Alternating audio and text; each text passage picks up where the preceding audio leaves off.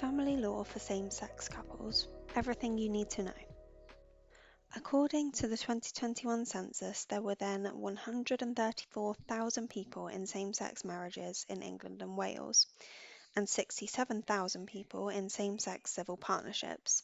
In addition, of course, there were many same-sex cohabiting couples who were neither married nor in a civil partnership. Whilst these figures may represent only a small proportion of all couples, less than 0.5% of the population aged 16 and over in England and Wales were in same-sex marriages or civil partnerships, they do represent a significant number of people. And for all of them, their legal rights are of course of paramount importance.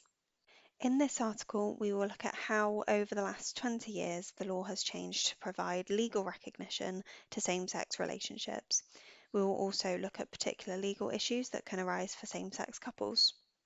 The Civil Partnership Act 2004. Prior to December 2005, it was not possible for same-sex couples in England and Wales to enter into a legal relationship. This obviously meant that they could not enjoy the benefits of a legal relationship, including the right to make financial claims should the relationship break down. All of that changed with the passing of the Civil Partnership Act 2004, which came into effect in December 2005, enabling same-sex couples to enter into a civil partnership. Legally, a civil partnership is essentially the same as a marriage. In all but name, civil partners have similar legal benefits and protections to married couples, and, apart from the terminology, the procedure on dissolving civil partnerships are the same or similar to the procedure on dissolving a marriage, referred to as dissolution rather than divorce. Although same-sex couples may now get married, civil partnership still exists, and in 2019 it was extended to opposite-sex couples. Indeed, the latest statistics for civil partnerships for 2022 show that of the 6,879 civil partnerships formed in England and Wales in that year, 83.7% were by opposite-sex couples, with only 1,119 same-sex civil partnerships being formed in that year. The highest number of same-sex civil partnership formations was in 2006, with 14,943 formations. The Marriage Act 2013. In 2013, Parliament passed the Marriage Same-Sex Couples Act, which introduced same-sex marriage in England and Wales for the first time, thereby giving same-sex couples the same legal rights as opposite-sex couples. The first same-sex marriages took place in March 2014 when the Act came into effect. The Act also enabled couples in a civil partnership to convert the civil partnership into a marriage. The law and procedure on divorce and on sorting out financial arrangements on divorce is exactly the same for same-sex couples as for opposite-sex couples. However, care should be taken if the couple should move abroad, as same-sex marriage is not recognised in all jurisdictions. This can mean that the couple cannot divorce in a country where same-sex marriage is not recognised, and, importantly, that financial orders may not be enforceable in that country. The latest statistics for same-sex marriage for 2022 indicate some interesting trends. There were a record 7,800 same-sex marriages in that year, representing 3.2% of all marriages. And of all same-sex marriages in 2022, there were more female same-sex couples marrying, 62.8%, than male. This was the highest proportion of same-sex marriages between female couples compared with male couples since same-sex marriage was introduced in 2014. So same-sex legal relationships are now on an equal footing with opposite-sex legal relationships. But that does not, however, mean that same-sex couples do not face different legal issues compared to opposite-sex couples. They can face very different issues, particularly when it comes to children. Children issues, legal parenthood. Obviously, many same-sex couples wish to have children together. There are a number of ways that they can do this, each with its own legal implications. The first possibility is that one of the couple already has a child by a previous relationship. Here, the legal situation is the same as it would be with an opposite-sex couple. The party who is not the parent will have no legal standing in relation to the child unless it is granted by a court, for example, by way of adoption, known as step-parent adoption. If the couple are married or in a civil partnership, then the step-parent can also obtain parental responsibility for the child, giving them the right to be involved in important decisions relating to the child, for example, relating to the child's education and health. Parental responsibility can either be obtained by entering into a parental responsibility agreement, agreeing that the step-parents share parental responsibility for the child. Any other parent with parental responsibility will also have to agree, or by the step-parent obtaining a parental responsibility order from the court.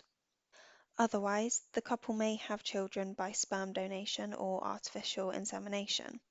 In either case, the birth mother, i.e. the mother who gave birth to the child, who may not necessarily be the biological mother, will automatically be one of the child's legal parents. The identity of the other legal parent will depend upon how the child was conceived and in what circumstances. If the child was conceived through sperm donation at a UK registered clinic, the second legal parent will be chosen on the paperwork at the clinic at the time of the sperm donation. If the child was conceived through sexual intercourse or through artificial insemination, but not at a UK registered clinic, the other legal parent will be the biological father. However, if the birth mother is married or in a civil partnership at the time of conception, and the child was conceived through artificial insemination, the husband, wife, or civil partner will be the child's other legal parent, even if they are not the biological parent. The last possible way for a same-sex couple to have children that we will mention is via surrogacy, which we will discuss in a moment. Children issues, adoption. We have mentioned step-parent adoption previously. Adoption is also a possibility when there are no children. Anyone aged 21 or over may apply to adopt a child. In most cases, the child must have had their home with the prospective adopter for a minimum period before the application can be made. The length of the period depends upon who is applying for the adoption order. For example, if the child was placed with the applicant by an adoption agency, then the child must have had their home with the applicants at all times during the period of 10 weeks preceding the application. And in the case of a step-parent adoption, the child must have had their home with the applicants at all times during the period of 6 months preceding the application. Children issues, surrogacy. A same-sex couple may choose to have a child via surrogacy, whereby a woman, the surrogate, carries and gives birth to a baby for them. In this case, the surrogate will be the child's legal parent at birth, even if she is not genetically related to the child. The other legal parent will be the surrogate's spouse or legal partner, or, if she is single, the man who donated the sperm, if he wants to be the father. The surrogate can, however, nominate a second legal parent, for example the intended mother or non-biological father, provided that the intended second parent consents. Otherwise, the couple can only become legal parents by applying to the court for a parental order. The application must be made within 6 months of the child's birth, and the couple, or one of them, must be genetically related to the child, in other words, be the egg or sperm donor. They must also have the child living with them. Note that the surrogate, and her partner if she is married or in a civil partnership, must give consent to the making of a parental order. The consent must be given no earlier than 6 weeks after the birth of the child, and it must be given freely and unconditionally with full understanding of what is involved. Child arrangements on separation. If a same-sex couple who have children separate, they will then need to sort out arrangements as to with whom the child will live with, and, if with just one parent, what contact the other parent should have with the children. Applications to the court for child arrangements orders work in the same way as for opposite-sex parents, although there can be issues if one party is not the legal parent of the child. We will now bring this article to a close by briefly discussing two other issues, property rights and domestic abuse. As we have indicated previously, same-sex couples who are married or in a civil partnership have the same property rights on relationship breakdown as opposite-sex married and civil partnership couples. But same-sex cohabiting couples have no such rights, just as their opposite-sex counterparts. They will therefore have to look to the legal ownership of any property or claim a share in the property, for example through making contributions to the purchase of the property. The last point to mention, and it is an important one, is that same-sex couples have the same right as any other couples to seek legal protection from domestic abuse, including physical violence and coercive and controlling behaviour. Accordingly, a victim of domestic abuse in a same-sex couple, whether married or not, may apply to the court for non-molestation and occupation orders. A non-molestation order is an order prohibiting one party from molesting, threatening, or otherwise harassing the other party. An occupation order is an order that regulates the occupation of the party's home, for example by requiring one party to vacate or not return to the matrimonial home, or, in the case of an unmarried couple, the home in which they both lived. This all sets out the basic law relating to same-sex couples.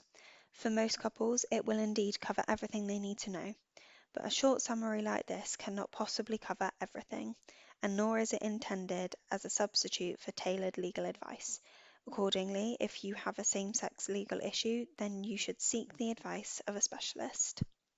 Walker Family Law have specialist family lawyers who can help you with any same-sex couple family law issue. If somebody close to you would benefit from this episode, please do share it with them. And in the meantime, leave this episode a like and subscribe to our channel so that you don't miss any of our upcoming episodes in the future. If you would like to get in touch or take a look at some of our other blogs where we cover various topics, please visit our website at walkerfamilylaw.co.uk.